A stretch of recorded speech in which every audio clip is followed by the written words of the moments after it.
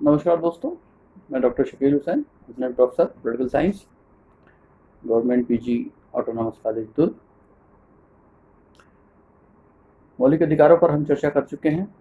अनुच्छेद 19 के संबंध में मुझे लगा कुछ चीज़ें और शेयर करनी चाहिए आपसे। अनुच्छेद 19 में अनुच्छेद 19F में संपत्ति का मौलिक अधिकार था, जो 44वें संशोधन के द्वारा हटा दिया गया।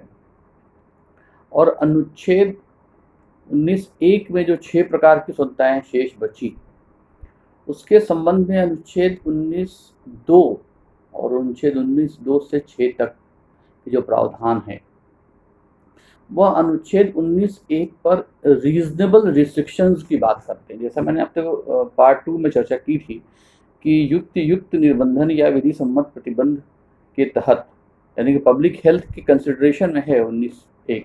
हमारी समस्त प्रकार की स्वतंत्रताएं ये पब्लिक ऑर्डर, पब्लिक हेल्थ के कंसिडरेशन में है। तो अनुच्छेद 19, अच्छा, इसकी कुछ व्यवहारिक ज़रूरतें भी थी।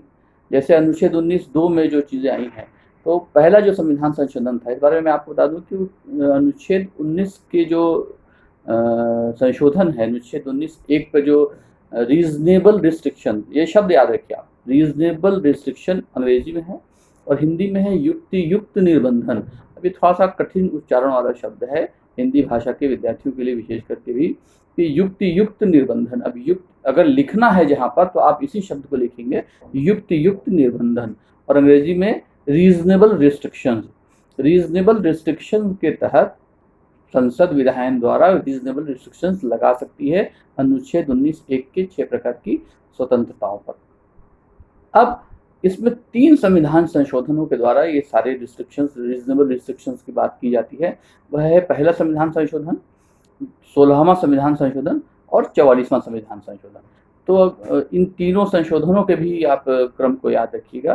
तो परीक्षाओं में इस बारे में आपसे कोई प्रश्न पूछे तो आपको लिखने में और ऑब्जेक्टिव टाइप के क्वेश्चन में बताने में भी आपको सहायता होगी। अब जैसे पहला जो संशोधन था, उस समय संपत्ति का अधिकार था। संपत्ति का अधिकार 1978 में हटाया गया। पहला संशोधन जब आया तब संपत्ति का अधिकार था।